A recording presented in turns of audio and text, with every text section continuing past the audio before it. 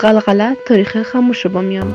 در بالای شهر تپه قلقله که در ولایت مرکزی بامیان موقعیت دارد و در فاصله حدود 180 کیلومتر از کابل قرار گرفته، یکی از مهمترین آثار تاریخی افغانستان به شمار می رود و در فهرست میراث فرهنگی جهان ثبت شده است.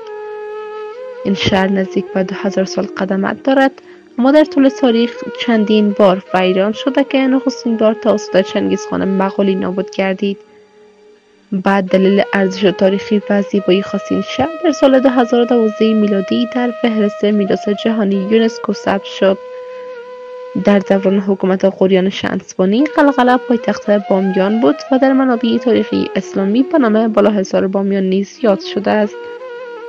سلام بر شما بینندگان عزیز، من رخسار امیری هستم و این بار در مورد شهر تاریخی قلقله در بامیان معلومات را تقدیم شما می کنم.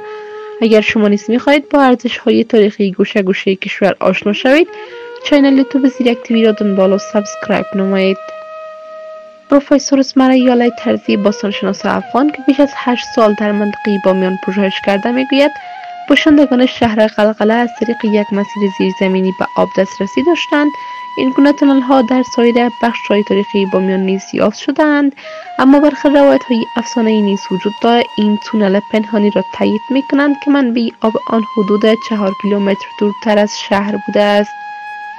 تاریخ نگاران افغان بر این باور هستند که در دوران شکوفایی جمعیت این شهر از 4000 نفر بیشتر نبوده، زیرا بقایای شهر نشان می‌دهد که مساحت آن ظرفیت بالایی نداشته است. در دوران طلایی‌اش به نام بالاحصار بامیان شناخته میشد و پایتخت حکومت آلشنس بود. به باور بسیاری از مورخان شهر در دوره سلطنت سلطان علاءالدین جهانسوز ساخته شد. دکتر کاظم یزدانی مورخ افغان نیز باور دارد که قلقله از زمان ظهور سلاطین اسلامی تا قرن هفتم هجری پایتخت برخی از حکمان اسلامی بوده است. به گفته او تا زمانی که مغولان بر رهبری چنگیزخان در سال 1221 میلادی به بامیان حمله کردند، این شهر تحت کنترل خاندان آلشنس و سپس خوارزمشاهیان بود. وقتی یکی از نوادگان خوارزمشاه به نام ماتکین توسط مدافعان قلعه قلقله کشته شد، چنگیزخان خشمگین شد و فرمان داد تا شهر را کاملا نابود کند. مغول‌ها پس از مقاومت‌های شدید شهر را به آتش کشیدند و باشندگانش را قتل عام کردند. در کتاب بامیان سرزمین شگفتی‌ها اثر کاظم یزدانی آمده است که هنگام حمله مغولان جنگ شدیدی در گرفت، فریاد و شیون مردم بلند شد و به همین دلیل این منطقه قلقله نام گرفت که به معنای شور، غوغا و فریاد است.